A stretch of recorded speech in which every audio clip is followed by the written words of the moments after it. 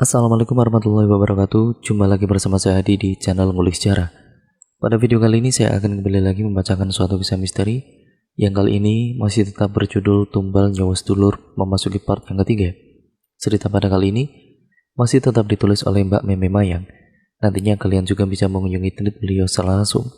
Yuk daripada kita lama-lama, kita langsung saja menuju ke kelanjutan ceritanya.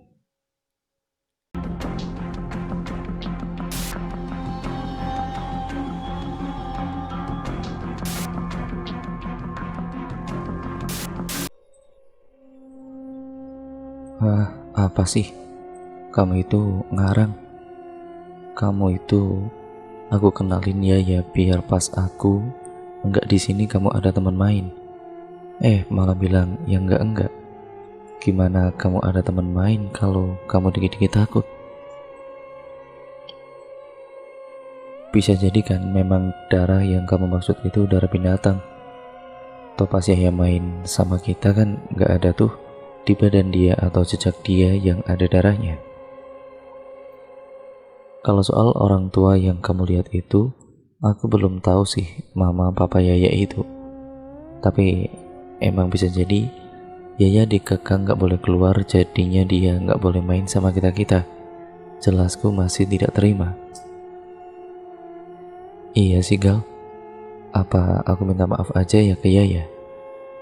Iyalah, kamu harus minta maaf. Kamu udah nuduh yang enggak. Tapi jangan sekarang, Mbak masih marah. Besok aja kita ke rumah Yaya, oke? Oke kalau gitu. Kami pun kemudian berbaikan, kembali masuk ke dalam rumah dan bermain boneka. Entah kenapa Titi bisa melihat papa mama Yaya yang ia maksud saat itu, padahal aku sendiri tidak melihatnya. Begitupun darah yang dimaksud oleh Titi. Aku juga tidak melihat setetes pun. Hari ketiga aku berlalu dengan cepat. Jam 3 sore sudah waktuku untuk mandi dan makan. Saat itu seharian aku belum bertemu dengan bule. Namun saat kami melintasi kamar bule dengan pintu yang terbuka, aku dan Titi melihat bule memakai ruku. Bule berdiri dengan tangan sedekap yang masih meringis dengan giginya yang terlihat serta mata melotot, masih berkomat kami. Yang baru, bule kali ini berdiri tapi dengan menggerakkan badannya membungkuk ke depan, kemudian ke belakang dengan pelan tapi pasti. Dan yang gak masuk akal, gerakan bule sangat lentur seakan-akan tidak memiliki tulang untuk membungkuk dan menengadah 90 derajat. Kami pun lari, karena memang sehari-hari kata nenek bule seperti itu. Setelah menyelesaikan mandiku, kami pun kemudian makan di dapur. Saat itu nenek memasak ayam, namun aku tidak menemukan bagian kesukaanku, yaitu hati ayam. Aku pun bertanya pada nenek, "Bah, gak ada hati ya?" Tanyaku sembari bibirku manyun. "Gak ada. Tadi Mbak beli di pasar sih, pas taruh di dapur Mbak tinggal dulu nyapu sebentar. Pas balik buat nyuci ayamnya, hatinya udah gak ada. Paling yang jual lupa Duk." Namun dari panjangnya cerita ini, kalian menemukan suatu keanehan gak? Aku pun baru ingat, selama aku ada di rumah nenek, aku tidak pernah melihat bule makan. "Bule udah makan Bah? Bule gak pernah makan bareng kita Duk." Aneh, tapi ya terserah. Aku saat itu lebih memilih untuk tidak terlalu ikut campur urusan bule karena memang aku sangat takut. Setelah selesai makan, aku dan juga Titi kembali ke kamar Titi, dan lagi-lagi kami harus melewati kamar bule. Saat kamu melintasi, alangkah kagetnya kami melihat kamar bule yang penuh dengan kertas bertuliskan aksara Jawa yang entah saat itu apa artinya. Karena aku masih anak kelas 2 SD yang belum terlalu hafal tentang aksara Jawa, yang bisa aku pastikan di dinding kamar bule hampir semuanya ditempelkan tulisan itu. Dan kudapati bule duduk di atas sajadah berdiam diri sembari pintu terbuka. Kami pun kemudian berlangsung lari menuju kamar Titi. "Kamu lihat, bukannya tadi tulisan itu nggak ada ya?" tanyaku. "Iya, tadi nggak ada, padahal kita makan juga baru 30 menitan," kata Titi. Belum selesai kami berbicara, pintu kamar Titi ada yang mengetuk. Ya, aku kaget. Titi takut. Akhirnya akulah yang memutuskan untuk membukanya. Saat aku buka, betapa kagetnya aku melihat bule berdiri di depan pintu kamar Titi. Aku tertegun dengan ekspresi wajah bule yang masih tersenyum. "Shh, kowe cah cilik, nggak usah melu-melu ya nduk, nggak usah ikut campur. Artinya kamu anak kecil, nggak usah ikut-ikutan ya nduk." Aku lalu menangis. Bule kembali meninggalkan kami dengan langkah pelan menuju ke kamarnya. "Ada apa sih? Kenapa bule?" Butuh waktu 5 tahun bagiku untuk mama memberitahuku apa yang terjadi. Singkat ceritanya, malam hari ketiga kemudian itu semua dimulai.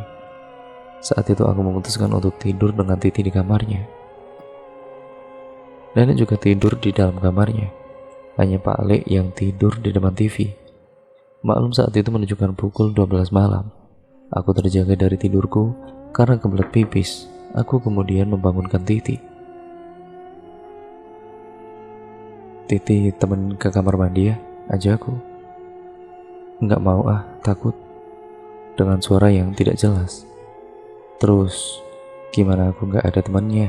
Aku takut nih," rengekku. "Ajak Mbak aja lah," katanya pada kala itu, dan ya sudah, aku menyerah. Kubuka pintu kamar Titi untuk membulatkan niatku pergi ke kamar mandi sendirian di jam 12 malam. Kamar bule saat itu terkunci, kamar nenek pun juga, karena aku tidak enak apabila mengetuk kamar nenek di malam hari. Pasti nanti mengganggu yang lain tidur juga. Dengan lampu remang-remang saat itu, aku belum bisa menggapai saklar lampu. Sehingga ya sudah, aku berjalan menyusuri rumah joglo nenek dengan keadaan remang-remang menuju kamar mandi. Tidak ada siapapun, hanya ada suara jangkrik dan kodok malam. Aku buru-buru masuk ke dalam kamar mandi, dan saat itu ku dengar ada orang lain selain aku yang ada di dapur. Entah siapa orang itu membuka pintu dapur menuju halaman belakang rumah nenek. Batinku saat itu, siapa sih? Siapa yang tengah malam begini berani keluar rumah di halaman belakang pula? Kan itu isinya ilalang semua. Setelah aku selesaikan urusanku di kamar mandi, dengan rasa was-was aku membuka pintu dengan tidak ada seorang pun di sana. Pintu juga tertutup. Namun saat itu tembok dapur rumah nenek terbuat dari kayu di bawah, dan di tengahnya terbuat dari anyaman bambu seperti kipas sate. Dari anyaman itu terdapat lubang-lubang kecil. Karena kepo, aku memberanikan diri untuk mengintip ke balik tembok itu. Gelap dan juga sepi saat aku akan menjauhkan mataku dari tembok itu. Alangkah terkejutnya aku melihat wajah bule tersenyum dengan rambut panjangnya yang menjuntai ke bawah. Benar, aku yakin posisi bule saat itu menggantung dengan kaki di atas dan kepala di bawah. Aku terkejut dan tersungkur ke belakang, sembari menutup mulut agar suara tangisanku tidak membangunkan siapapun. Aku langsung lari ke kamar Titi. Saat melewati kamar bule, aku melihat kamar itu terbuka, meskipun tidak lebar. Sesampainya di kamar, aku kemudian langsung tidur menutupi semua badanku dengan selimut. Dengan menahan tangisanku, aku berpikir, kenapa bule? Kenapa malam-malam bule keluar rumah? Saat itu jawabanku dari teka-teki itu pun belum aku temukan, dan kembali kupaksa diriku untuk tidur. Sampai keesokan harinya cerita baru dimulai. Keesokan harinya, di hari keempat pagiku, rasa takut masih aku rasakan dengan sangat jelas. Galuh kecil yang ceria dan aktif tiba-tiba saja saat itu aku merasa tidak berani untuk melangkah menjauh dari kamar Titi. Biasanya selalu ada dan juga aku selalu bangun pagi, membangunkan Titi dan mengajaknya bermain. Namun pagi itu tidak, sebaliknya. Titi yang membangunkanku mengajak bermain. "Galuh, bangun, ayo main. Aku gak enak badan, nanti aja deh." Alasanku menutupi rasa takut. "Ya udah deh, aku main duluan ya, nanti nyusul. Aku di belakang rumah." Belakang rumah? Bahkan aku membayangkan kejadian semalam pun masih bergetar tubuhku. Kenapa? Kenapa gak di depan aja sih? Aku ikut kalau di depan. Kalau di belakang, aku gak mau," kataku. Sebenarnya aku masih takut dan enggan keluar kamar. Tapi aku lebih takut kalau Titi bermain sendirian di belakang rumah, tempat kejadian mengerikan semalam terjadi. "Ya udah deh, aku ambil dulu ya, tapi mainannya di belakang sambil ambil bunga-bunga," katanya seperti itu. "Ya udah, jangan lama-lama ya," kataku. Setelah percakapan itu, Titi berlalu meninggalkanku. Aku pun kembali mengumpulkan keberanian untuk beranjak dari tempat tidur. Saat aku mencoba membuka pintu, yaitu pintu kamar, aku melihat bule sedang duduk di ruang tamu. Dengan tangan keriputnya, bule sedang menjahit baju yang sobek.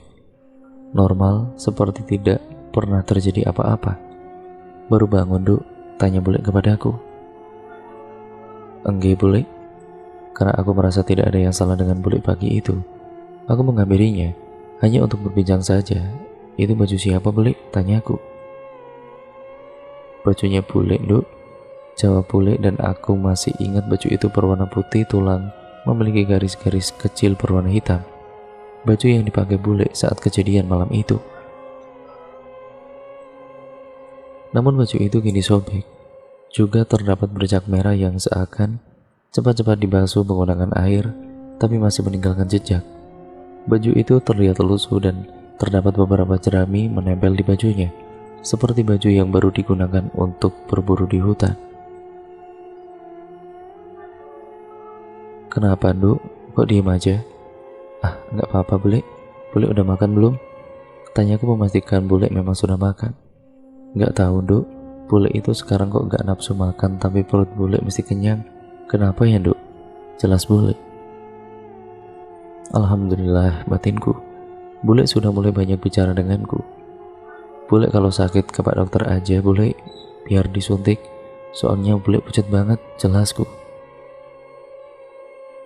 Sembari memperhatikan wajah bule yang pucat pasi, bahkan tulang rahang bule saja kini sudah terlihat sangat menonjol seperti tidak berdaging. "Enggak, Duk, bule nggak apa-apa kok," jawab bule sembari memasukkan benang jahit yang sudah habis. "Bule, kalau boleh tanya sesuatu nggak?" "Iya, Duk, boleh. Tapi bule jangan marah ya." Bule menghentikan kegiatannya lalu memandangiku dengan serius. "Iya, tanya saja, Duk." Sempat aku berpikir lebih baik ku urungkan saja niatku ini. Tapi rasa kepo melebihi rasa takut saat itu. "Bule tadi malam mau kemana?" Belum aku menyelesaikan kalimat, bule kemudian mengelus rambut, menyisir dengan jari jemari kirinya. Kemudian mendekatkan wajahnya ke arahku. Kembali ekspresi mengerikan itu. Mata melotot dengan siringi lebar, komat kamit dengan cepat mengucapkan bahasa Jawa yang aku tidak mengerti itu apa. Aku kemudian teriak dan menangis ketakutan. Melihat ekspresi bule, juga melihat jarum yang dibawa oleh bule di tangan kanannya itu, kini ditancapkan ke dada bule sendiri. Seketika itu pula Titi dan nenek menghampiriku yang posisinya masih dijambak oleh bule. Nenek berusaha menenangkan bule dengan membaca ayat suci dan kemudian menahan tangan kanan bule menancapkan jarum itu lebih dalam. Titi yang berusaha melepaskan cengkraman bule dariku. "Sar, wis, Nduk, sadar, Nduk," ucap nenek diselingi doa dan tangisan yang kian pecah. Setelah beberapa menit, bule Sari akhirnya sadar kemudian menangis melihat keadaan yang sebenarnya tidak ingin dia lakukan. "Mbok, Sari, kenapa toh Mbok?" Dengan tangis yang terasa menyayat hati. "Nggak apa-apa, Duk. Udah nggak apa-apa, istighfar, Duk," ucap nenek sembari melangkur bule dengan perasaan sayang. Tangan nenek menekan dada bule untuk menghentikan darah yang terus menetes akibat tancapan jarum itu. "Mbok Sari sudah nggak kuat, Mbok. Relain Sari aja, Mbok. Sari nggak mau membahayakan Titi, Mbok." "Enggak, Nduk. Nggak mungkin, Mbok, ngerelain kamu. Kamu harus kuat, ya, Nduk," jawab nenek. Seketika aku dan Titi yang berumur 8 tahun saat itu sedikit banyak mengerti arah pembicaraan itu. Aku dan Titi yang tadinya menangis ketakutan, kini Titi berlari ke dekapan bule menangis dengan terisak. "Ibu, jangan tinggalin Titi," dengan tangis yang sangat menyayat hati. "Ibu, Titi nggak apa-apa, nggak punya teman, asalkan Titi masih punya ibu. Ibu nggak apa-apa kayak gini, tapi janji Titi nggak akan nakal lagi, asalkan Titi masih bisa lihat ibu." Sungguh aku tidak mau melihat keadaan seperti ini. Melihat Titi dan bule seperti itu, aku semakin mengurungkan niat untuk mengadu ke bapak dan meminta tolong kepada Pak Le untuk menelepon bapak menjemputku. Aku tidak bisa meninggalkan Titi bermain sendirian. Setelah kejadian itu, nenek membawa bule ke dalam kamar untuk membantu menenangkan bule dan mengobati lukanya. Aku pun kemudian mengajak Titi bermain. Tujuanku untuk menghiburnya agar tidak sedih berlarut-larut. Karena saat itu, kita masih sama-sama anak kecil berusia 8 tahun yang tidak bisa memberikan kata-kata mutiara yang dapat menenangkan satu sama lain selain kalimat "ayo kita main." Aku pun lalu bergegas membantu Titi yang saat itu belum selesai membereskan mainannya untuk dibawa ke halaman depan. Dengan berat hati aku melangkahkan kaki ke halaman belakang. Kali ini aku melewati jalan kecil sebelah kanan rumah, dan lagi aku menemukan bunga layar tercecer di sana. Namun, aku mengabaikannya dan buru-buru untuk mengambil mainan di belakang. Sesamanya di halaman belakang, aku dan Titi berkemas, namun tiba-tiba Titi menemukan sesuatu di balik sumur tua nenek itu. Kali ini kepala ayam berwarna hitam, masih dengan darah segar seakan-akan baru dipotong beberapa jam yang lalu. Titi mengambilnya dan menyerahkannya kepadaku. "Kamu ingat gak, Ti? Setahun lalu kita nemuin kayak telinga gitu di bawah pohon beringin itu," kataku. "Iya kok, ingat banget. Terus sekarang ini kepala ayam ya?" Kami sudah seperti detektif Conan memang. Seperti dua anak kecil yang diberikan kasus untuk ditemukan jawabannya. "Aku pernah dengar pas mamaku telepon sama ayahmu, katanya warga di sini banyak yang kehilangan hewan peliharaan. Kamu tahu?" tanyaku. Aku malah gak tahu, tapi emang beberapa bulan ini, kalau malam Selasa sama malam Jumat, warga itu kayak bawa obor gitu keliling, dan tadi malam kan juga, katanya. "Ini hari Jumat, berarti harusnya tadi malam ada kejadian dong. Kamu tahu emangnya tadi malam?" tanyaku. "Pas kamu udah balik dari kamar mandi, aku tuh dengar kamu kayak orang nangis. Ya, aku biarin aja, terus pas itu aku lihat kamu udah berhenti nangisnya. Terus aku dengar suara warga tuh keliling gitu. Terus aku coba intip ke depan. Emang bener sih, ada Pak Kamidi juga lagi keliling bawa obor." Aku semakin yakin bule ada di balik ini semua karena waktunya sangat bertepatan. Tapi aku kembali ingat pesan bapak untuk diam saja dan jangan beritahu siapapun. Namun aku justru semakin penasaran. Malam Selasa dan malam Jumat aku sudah melihat sendiri bule keluar. 3 hari lagi malam Selasa, aku harus punya bukti sendiri. Hari-hari selanjutnya masih seperti biasa, tidak ada yang aneh dari bule. Hanya posisi bule setiap menjelang maghrib yang selalu memakai ruko berdiri sedekap menyeringai sembari kumat kamit. Aku pun semakin terbiasa dengan itu, dan ku anggap bukan hal baru lagi. Atau di malam harinya, rumah nenek selalu berisik, selalu ada suara derap kaki, suara burung gagak yang selalu mengitari rumah nenek. Kalau kata orang Jawa, burung gagak itu mengantarkan pertanda yang tidak baik. Jika dia bertengger di sana, di salah satu atap rumah, pasti akan ada yang meninggal. Ya, semacam urban legend seperti itu, tapi kami mempercayainya. Anehnya burung gagak itu pun hanya mengelilingi rumah saat pada kala itu, ya selalu setiap malam. Singkat ceritanya, tibalah hari di mana hari itu hari Senin. Tepat di mana malamnya adalah malam Selasa. Apabila benar kata warga, jika mereka kehilangan hewan peliharaannya, harusnya hari ini ada kejadian lagi nanti malam.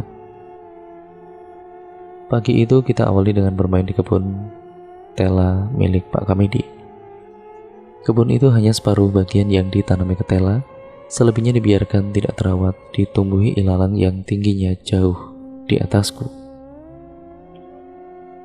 Kami lalu bermain di samping ilalang itu sampai pada pembicaraanku pada Titi. "Galuh, kamu nggak lihat ya? Oh ya, kemana ya dia? Udah beberapa hari nggak main sama kita." "Kita ke rumah Yaya aja yuk, kita cari dia sekalian, aku mau minta maaf," kata Titi. Tanpa banyak pikir panjang, aku pun berjalan dengan Titi menuju rumah Yaya yang terlihat tidak terawat namun megah itu. "Assalamualaikum, Yaya." Suara kami berdua bersahutan namun tidak ada jawaban. "Yaya, kamu di mana?" "Aku Galuh ini, mau main," kataku, dan ku dapati Yaya berjalan dari samping rumah menemuiku. Saat itu matahari sangat terik. Sinarnya pun mampu membuat kulitku merah jika lama-lama berada di bawahnya. Namun Yaya lebih memilih menjauhi sinar itu. Dia lebih memilih berdiri di samping rimbunnya pepohonan yang menutupi rumah itu. "Halo, kamu kemana aja?" sapaku dengan ramah. "Aku di rumah aja kok." "Yaya, aku mau minta maaf soal kemarin ninggalin kamu sendirian sama Galuh," kata Titi. Iya gak apa-apa kok, udah biasa," kata Yaya. "Udah biasa," katanya. Berarti udah biasa yang pas lihat dari lari gitu, atau udah biasa karena emang gak ada yang mau temenan sama dia. Saat itu aku belum terlalu memikirkannya. Titi dan juga Yaya pun salaman menandakan mereka sudah baikan. "Ayo main ke rumah nenekku, Titi punya banyak mainan," kataku. "Aku gak boleh kemana-mana, harus di sini," kata Yaya. "Kan dekat rumah kita, itu di depan itu loh rumahku," kata Titi. "Boleh di sini aja," kata Yaya membalas. "Ya udah deh, gak apa-apa, tapi jangan di sini juga, takut ada ular. Agak ke depan yuk, biar ada terang-terangnya," ajaku. "Aku gak boleh," tanya Yaya. "Di depan juga gak boleh?" "Iya gak boleh." "Boleh di sini aja?" tanyanya kembali. Ya, kita pun memutuskan untuk bermain masak-masak di samping rumah Yaya, ditutupi rimbunnya pepohonan dan semak belukar yang tidak terawat. "Kamu ini sendirian di rumah?" tanyaku dengan tetap bermain. "Iya," jawabnya. "Mama papamu kemana?" tanya Titi, sontak membuat Yaya tertegun, kaget atas pertanyaan Titi. "Kamu tahu mama papaku?" "Iya tahu, pas kita ketemu di sungai kemarin, aku lihat mama papamu liatin kita, tapi kayaknya gak suka deh sama aku." Gak boleh Titi," kataku memutus. "Jangan dimasukin hati ya Yaya. Ya mungkin perasaan Titi aja itu mah. Mama papa kamu itu kan gak mungkin kan benci sama kita." "Iya," jawabnya dengan singkat. Tidak terasa kami bermain begitu lama sampai jam menunjukkan pukul 2 siang. Karena sudah jenuh, kami pamit pulang kepada Yaya. "Yaya, aku pulang duluan ya," Besok kita main lagi, oke? Iya, makasih ya. Jawabnya, aku membereskan mainanku, memasukkannya kembali ke dalam karung putih dengan Titi. Tapi lain kali kalau kamu lihat papa mamaku lagi, lebih baik kalian pergi aja ya. Kenapa? Mama papaku benar-benar gak suka aku mainan sama anak lain. Jawabnya ya. Iya deh. Jawabku bergegas, kami pun pulang dan membersihkan diri, makan dan kemudian menonton televisi. Sore itu berlalu begitu cepat, tidak terasa malam pun kini datang. Malam itu aku tidur di kamar Titi. Kebetulan Pak Lek saat itu tidak pulang karena kerja mengikuti proyek. Pak Lek diharuskan lembur, tinggallah kami berempat masih tidur di kamar masing-masing. Saat itu aku bertekad, aku harus mengetahui sebenarnya apa yang terjadi. Jam menunjukkan pukul 12 malam dan aku masih terjaga. Terdengar seseorang membuka pintu kamar dan kemudian disusul langkah kaki. Tapi anehnya langkah kaki ini tidak pelan, karena lantai rumah nenek saat itu masih terbuat dari semen yang dihaluskan permukaannya. Suara langkah kaki jika malam pun bisa terdengar dengan jelas. Langkah itu terdengar tergesa-gesa, tidak bahkan berlari seperti orang kegirangan. Aku pastikan itu bule. Siapa lagi kalau bukan dia? Pikirku saat itu. Cepat-cepat aku kemudian mengambil senter yang sudah aku ambil dari kamar nenek. Diam-diam sore itu aku kembali membuka kamar, yaitu membuka kamar Titi, mengendap-endap pelan sebisa mungkin tidak mengeluarkan suara apapun. Aku kemudian mengikuti jejak bule. Kulihat pintu penghubung ruang keluarga dan dapur terbuka. Jackpot, itu benar bule, bukan orang lain.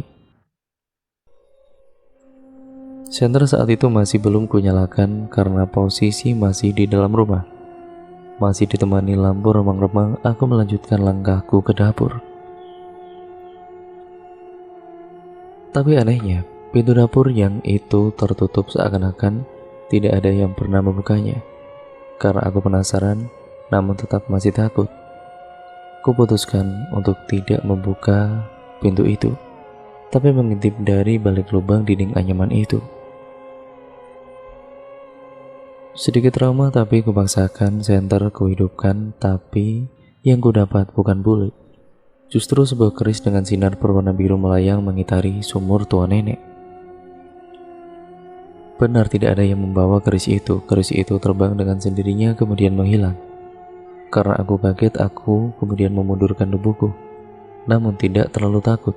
Entah aku justru takut dengan setan berwujud manusia daripada benda-benda kuno seperti itu. Namun tidak bisa kupungkiri rasa gugup itu ada. Setelah aku kehilangan jejak bule, aku memutuskan saja untuk kembali. Namun belum sampai 3 langkah aku berhenti.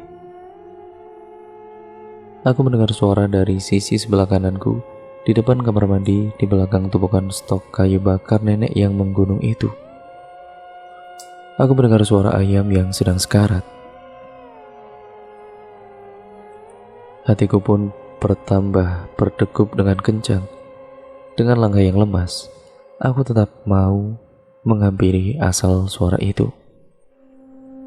Aku pun mencoba untuk berinteraksi dengannya meskipun aku belum tahu sosok apa di belakang tumpukan kayu bakar itu. Bule, suaraku bergetar dan bule di sana. Kataku lagi tapi masih tanpa jawaban. Aku mengingatnya pun masih merinding sampai sekarang. Aku mendapati bule, dia membelakangiku duduk berjongkok seolah-olah lagi melakukan kegiatan sesuatu. Pelan-pelan aku mendekati bule dan mengarahkan senter ke arahnya. Innalillahi. Yang aku lihat tangan bule memegang ayam hitam. Ayam itu sudah mati, tersisa bulunya. Namun tangan bule penuh dengan darah ayam itu. Saat senter mengarah ke bule, bule menoleh ke arahku dengan seringai itu mengerikan. Mata melototnya diikuti dengan mulutnya yang penuh dengan darah dan usus ayam yang masih menggelantung di mulut bule belum sepenuhnya ia makan. Aku pun menjerit menangis, namun bule melempar ayam itu menghampiriku dan mengelus kembali rambutku dengan tangan penuh darah ayam itu. Putuku, ayo melu aku nduk, ucapku, yang artinya cucuku, ayo ikut aku. Sembari wajah bule yang kian mendekat ke arahku dengan mengendus-ngendus kepalaku. Polos segar, artinya otak segar. Entah apa maksudnya, yang jelas aku bersumpah itu pengalaman paling mengerikan sepanjang hidupku. Dan cerita pun akhirnya bersambung ke part yang selanjutnya ya teman-teman. Terima kasih untuk kalian semua yang sudah menyimak part kali ini. Dan nantikan part selanjutnya hanya di channel ini juga ya teman-teman. Oh ya, jangan lupa untuk like, comment, dan share video kali ini sebanyak-banyaknya. Dan juga subscribe channel ini agar kalian tidak ketinggalan video terbaru selanjutnya dari channel ini. Nyalakan lonceng tombol notifikasinya. Nah, untuk kalian yang penasaran bagaimana kelanjutan ceritanya, ya langsung saja kita tunggu selanjutnya ataupun part selanjutnya di video berikutnya. Wassalamualaikum warahmatullahi wabarakatuh.